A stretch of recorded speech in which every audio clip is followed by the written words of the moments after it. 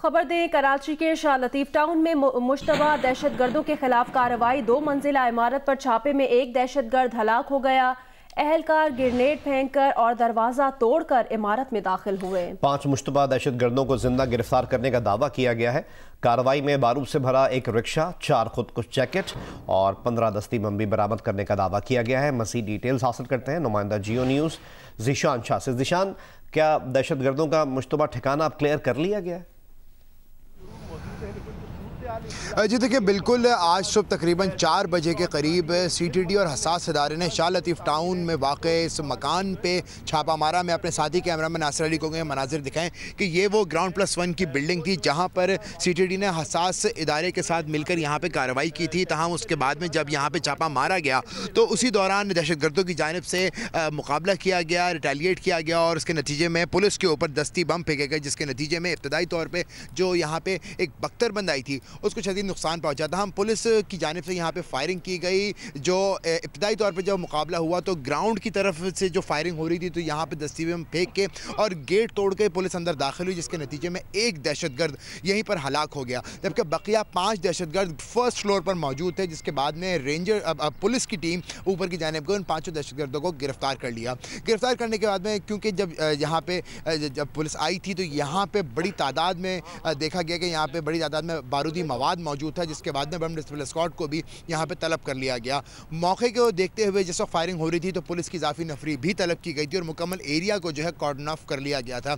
जब 5 दहशतगर्दों को गिरफ्तार करके मुंतकिल कर दिया गया, उसके बाद में बम डिस्प्ले स्क्वाड ने यहाँ पर मौजूद जितना बारूदी मवाद था उसे नाकारा बनाया। तो हम इसी दौरान इसी मकान के बाहर खड़े हुए एक रिक्शा को भी देखा गया। उस रिक्शा को जब चेक किया गया तो वो मुकम्मल तौर पर रेडी था, उसके अंदर बड़ी मिकदार में बारूदी मवाद नस्ब कर दिया गया था और जो CTD हुकाम का कहना है कि मुमकिन तौर पर कि इसको दहशतगर्दी के लिए इस्तेमाल किया जा सकता था। इस हवाले से DIG CTD का कहना है कि तौर पर इसको दहशतगर्दी के लिए इस्तेमाल किया जा सकता था। ज़ीशान शाह हमें अपडेट कर रहे थे। ज़ीशान, आपका बहुत शुक्रिया।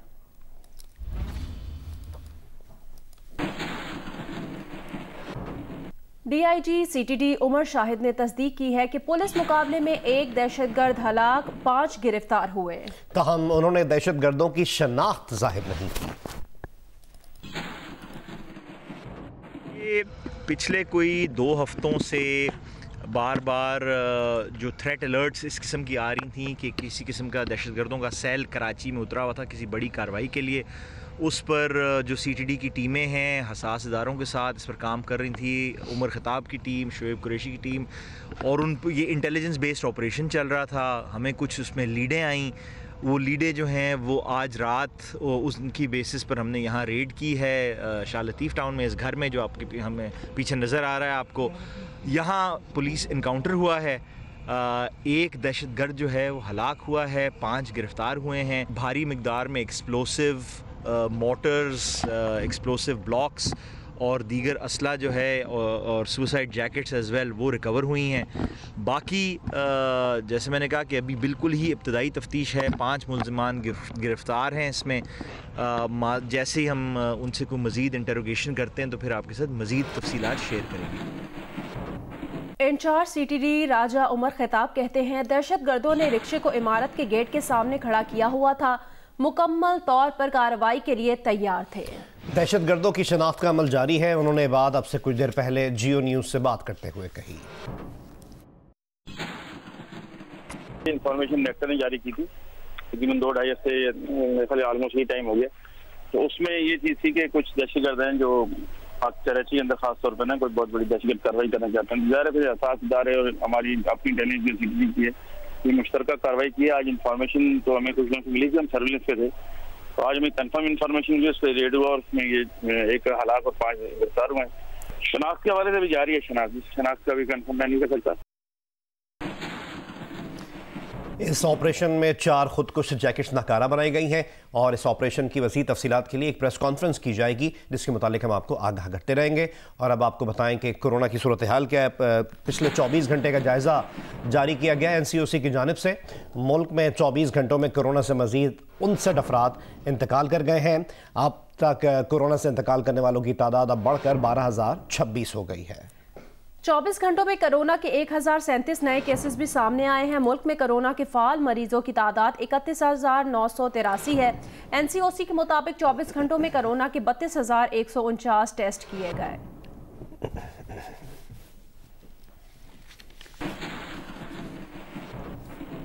सिंध में कोरोना वैक्सीन गैर मुतालिका अफराद को लगाए जाने के मामले में deputy district health officer doctor Anila Qureshi को ओहदे से हटा दिया गया है। पोलियो के खात्मे की मुहिम के कोऑर्डिनेटर को तहकीकात का हुक्म दे दिया। वजीर सेहत सिंध ने 3 रुकनी ऑडिट कमेटी भी कायम कर दी है, जिसके सरबरा डीजी हेल्थ सिंध डॉक्टर इरशाद मेमन होंगे।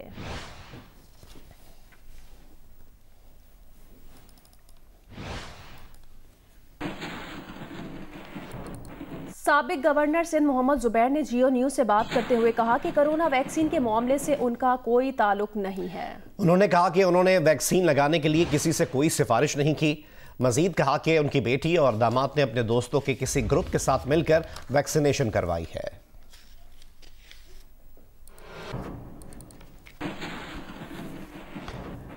वफाकी वजीर असद उमर का कहना है कि कराची में वीवीआईपीज को कोरोना वैक्सीन का लगाया जाना गलत है। वैक्सीन कौम की अमानत है जो अभी सिर्फ हेल्थ वर्कर्स को लगनी चाहिए। असद उमर ने कहा, अभी तक वजीर आजम, वज़रा और उनके खानदानों ने वैक्सीन नहीं लगवाई। कल मुझे सुबह शिकायत मिलनी शुरू हुई कराची के अंदर कि वैक्सीन जो हैं वो हेल्थ केयर वर्कर्स के अलावा दूसरों को भी लगाई जा रही हैं, जो ज़ाहिर सरियन गलत था। जो फैसला हुआ था बिल्कुल वाज़ेह था। सबसे पहले तरजीह जो है वो हेल्थ केयर वर्कर्स की थी। आज फैसल सुल्तान साहब की सरबराही के अंदर जो SAPM हेल्थ हैं, सिंध की हुकूमत से मीटिंग हुई। सिंध के हेल्थ सेक्रेटरी भी उसके अंदर मौजूद थे और वो जो तरीक़ाकार वाज़ेह किया गया था उसको फॉलो नहीं किया जा रहा। उनको कोई टेक्नोलॉजी के इशू भी आ रहे थे। खैर सख्ती से ताकीद की गई है। ये वैक्सीन देखें कौम की अमानत है और वो वर्कर जो अपनी जिंदगी खतरे में डालकर लोगों की मदद कर रहे हैं, उनके कोरोना का इलाज कर रहे हैं, मैं अपने आप को नहीं लगा रहा और तो ये कैसे हम इजाजत दे सकते हैं कि किसी और को लगाई जाए। तरीक़ेकार वजह हुआ था वो सब, पूरी ट्रेनिंग भी दे दी गई थी, सिस्टम भी डेवलप कर दिए गए थे, लेकिन वैक्सीन जो है उनका फिजिकल कंट्रोल जो है वो सूबाई हुकूमतों के हाथ में दे दिया गया। ये एक कोई फैमिली की बात नहीं है। मुझे तो जो पता चला है बड़ी तादाद के अंदर ये वैक्सीन जो है वो उन लोगों को लगा दी गई हैं जो हेल्थ केयर वर्कर्स नहीं हैं और ना उनकी कोई एज ज्यादा है। एज वालों की भी अभी बारी नहीं है, तो सिर्फ हेल्थ केयर वर्कर्स की थी। अगर ये इस तरीके से सिलसिला जारी रहा, जैसे मैंने कहा आज सुबह मीटिंग हुई है, कुछ फैसले भी उन्होंने किए हैं, NCOC की टीम जो है वो मोबिलाइज भी कर दी गई है सिंध में, लेकिन अगर सुबह से ये कंट्रोल नहीं होगा तो फिर हमें सेंट्रल कंट्रोल लेना पड़ेगा। वज़ीर आज़म के मुआविन खुसूसी शहबाज गिल ने कहा है कि वफाक की तरफ से दी गई वैक्सीन क्या सियासी खानदानों को लगाई जा रही है? कोरोना पर सियासत करने वाले माफिया को हेल्थ वर्कर्स से ज्यादा अशराफिया की फिक्र है। फिर वज़ीर आला सिंध मुराद अली शाह कहते हैं कि हम किसी को जवाब दे नहीं हैं।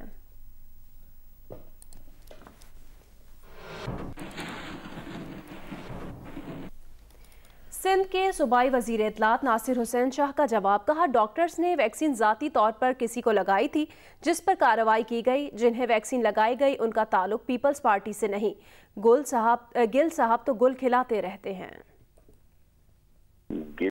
गिल साहब जो है इस तरह की गुल खिलाते रहते हैं, उस तरह की बहुत ही बेसरोपा बातें करते रहते हैं। उनका आपने देख लिया कि एक रिपोर्ट आई थी कल जिसमें कहा गया था इंटरनेशनल उनकी कि जी पाकिस्तान में हाइबर डेमोक्रेसी है, तो वो कह रहे थे कि जी उन्होंने तो हमारा नंबर बढ़ा दिया है और हमारी बेहतरी की तारीफ की है।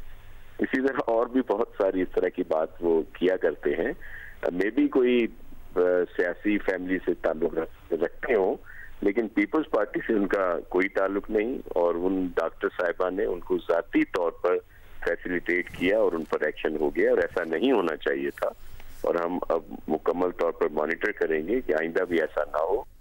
लाहौर की जिला इंतजामिया ने वॉल्ड सिटी में सरकारी इदारे की जमीन पर कायम 3 अरब रुपए मालियत का 3 मंजिला कमर्शियल प्लाजा मिसमार कर दिया। गोगी भट्ट और टीफी भट्ट समेत 10 अफराद के खिलाफ मुकदमा दर्ज कर लिया गया है। मजीद डिटेल्स आपको इस पैकेज में दिखाते हैं। DC लाहौर मुदस्सर रियाज मलिक के मुताबिक अंदरून शहर बंगला अयूब शाह से मुल्क का गैर कानूनी 3 मंजिला प्लाजा मुकम्मल तौर पर मस्मार कर दिया गया। ये प्लाजा MCL की 2 कनाल अराजी पर कब्जा करके बनाया गया था। ऑपरेशन सुबह शुरू हुआ जो 5 घंटे मुसलसल जारी रहा। तमाम दुकानें और पुख्ता स्ट्रक्चर गिरा दिया गया।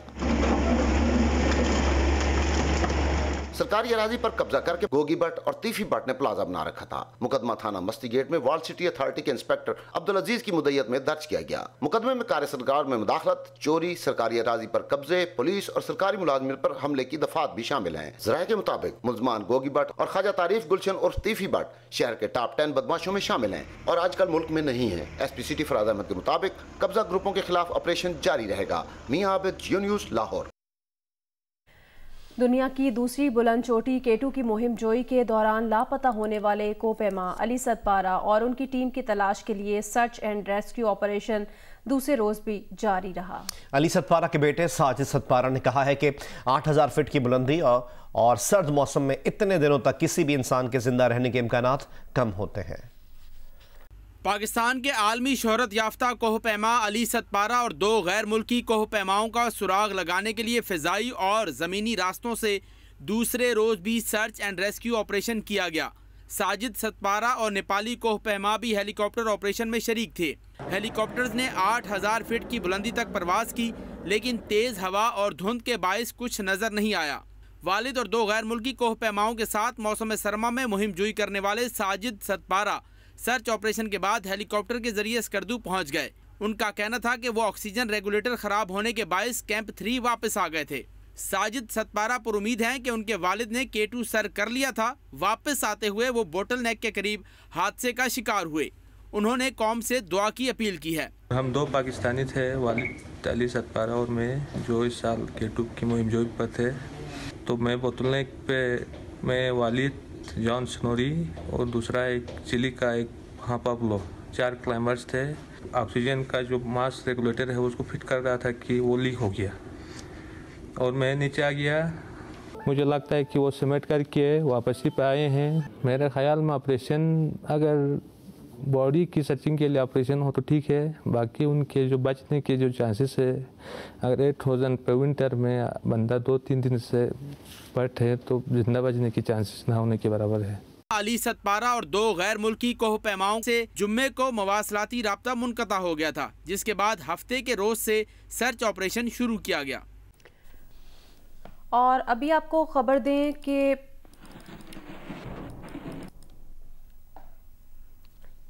सरबरा पीडीएम मौलाना फजलुर रहमान ने कहा है कि हम इस्लामाबाद आकर बैठेंगे, ऐसा नहीं कि आए और चले जाएंगे। यहाँ भरपूर मुजाहिरा होगा। जियो न्यूज़ के प्रोग्राम जरगा में मेज़बान सलीम साफ़ी से गुफ्तगू करते हुए मौलाना फजलुर रहमान का कहना था कि धरने के बाद आइंदा के इक़दामात की हिकमत अमली बनाएंगे। ये लॉन्ग मार्च होगा या कि धरना होगा? यहाँ पर हम बैठेंगे, फिर ऐसा नहीं है कि हम आए और फ़ौरन उठ के चले जाएंगे। एक भरपूर किस्म का यहाँ पर एक डेमोन्स्ट्रेशन होगी और उसमें जो हमारे मुतालबात हैं वो सब का सब उसका मौजू होंगे। जी, डिमांड तो यही है कि इलेक्शन दोबारा कराओ। ये इलेक्शन और ये असम्बलियाँ और ये हुकूमत हमें काबिल कबूल नहीं है। वफाकी वज़ीर इत्तलात सेनेटर शिबली फराज का कहना है, सेनेट इलेक्शन में शफाफियत यकीनी बनाने पर अपोजिशन का वाविला समझ से बाला है। प्रोग्राम नया पाकिस्तान में गुफ्तगू करते हुए शिबली फराज का कहना था, अगर सुप्रीम कोर्ट ने सेनेट इलेक्शन का शेड्यूल जारी होने से पहले फैसला नहीं दिया तो फिर सेनेट इलेक्शन खुफिया रायशुमारी के जरिए ही होंगे। अगर तो सुप्रीम कोर्ट ने हमें कहा कि इसके लिए कॉन्स्टिट्यूशनल अमेंडमेंट चाहिए तो फिर इलेक्शन सीक्रेट बैलेट के तहत होंगे। अगर उन्होंने कोई जवाब न दिया तब भी इलेक्शन सीक्रेट बैलेट के तहत होंगे। अगर उन्होंने कहा कि इलेक्शन ऑर्डर में 2017 में आप कर सकते हैं अमेंडमेंट तो फिर ये ओपन होगा। इस्लामाबाद चैम्बर ऑफ कॉमर्स के ज़ेर तमाम निजी मॉल में गाड़ियों और हैवी बाइक्स की नुमाइश का इनेकाद किया गया। मुआविन खुसूसी जुल्फी बुखारी का कहना है कि हुकूमत तिजारती मेलों नुमाइश की हर मुमकिन हौसला अफजाई करेगी। इस्लामाबाद में एक निजी शॉपिंग मॉल की पार्किंग में ऑटोमोबाइल ब्रांड्स का मेगा शो मुनाकिद किया गया। मुआविन खुसूसी जुल्फी बुखारी ने इफ्तिताह किया। सदर इस्लामाबाद चैम्बर ऑफ कॉमर्स सरदार यासिर इलियास ने कहा कि ऑटो सेक्टर टैक्स रेवेन्यू और ज़र मुबादला में अहम किरदार अदा कर रहा है और ये सेक्टर तकरीबन 35 लाख अफराद को रोज़गार मुहैया कर रहा है। मुल्क में गाड़ियाँ तैयार करने के लिए हुकूमत मराहत का ऐलान करे। मुआविन खुसूसी जुल्फी बुखारी ने कहा कि ऐसी नुमाइश का इनेकाद मुल्की सनत, मईशत और सयाहत के लिए एक अच्छा इक़दाम है।